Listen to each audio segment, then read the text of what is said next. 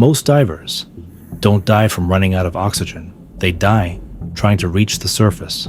No wounds, no blood. Their lungs collapse from the inside, and it happens in just a few seconds.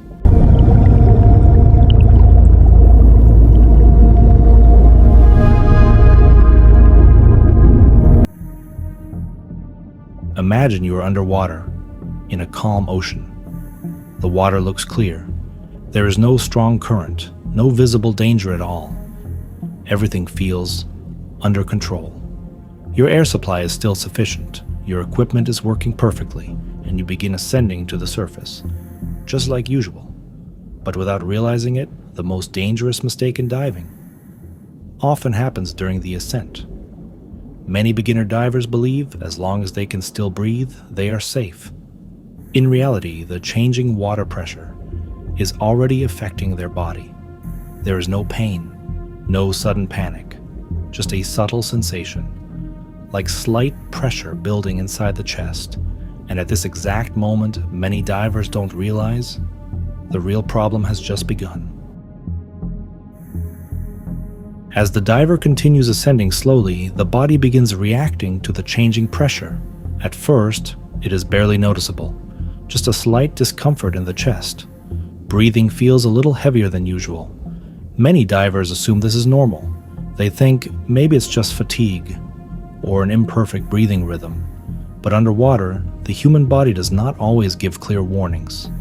The air inside the lungs begins to expand as the surrounding pressure decreases. And without realizing it, some divers briefly hold their breath, just for a fraction of a second. Maybe while adjusting buoyancy. Maybe while trying to control their ascent. A small reflex that seems completely harmless. Yet at certain depths, even a tiny mistake like this can place serious stress on the lungs. There is no sound, no sharp pain. Only a strange sensation, as if the air is no longer flowing naturally. Some divers begin to feel slightly dizzy. Their vision narrows, movements become slower, and in most cases, they continue ascending anyway. Because visually, everything still appears safe. Their dive partner notices nothing unusual. Their instruments still show normal readings. But inside the body, changes have already begun, and many divers only realize something is wrong when the symptoms have progressed too far. As the ascent continues, the diver begins to notice something different. Not pain, but a subtle confusion. That is difficult to explain. Hand movements feel slightly slower. Body responses are no longer as sharp as before. The diver tries to take a deeper breath, but something feels off, as if air is entering the lungs, yet never feels fully satisfying. The heart rate begins to increase, not from panic, but from the body struggling to adapt. At this depth, the brain may start receiving unstable oxygen levels, and without realizing it, clear thinking slowly begins to fade. The diver checks the instruments, but needs a few extra seconds to understand what they are seeing. Simple decisions suddenly feel more complicated. Should the ascent stop? Is everything still safe? Some divers react by ascending faster, driven by the urge to reach the surface sooner. But this instinct can become the most dangerous response. A dive partner might notice slightly unusual movements, yet underwater, small behavioral changes often appear normal. There are no screams, no dramatic warning signs, just a diver, slowly losing control without ever realizing it. At this point, the real problem is no longer the equipment. It is not the ocean conditions either. The real danger lies in how the diver's brain begins to process the situation. As the body experiences stress caused by pressure changes, the human brain shifts into survival mode. Focus narrows. The brain stops analyzing multiple options and begins searching for the fastest solution. In many cases, that solution becomes simple. Reach the surface as quickly as possible.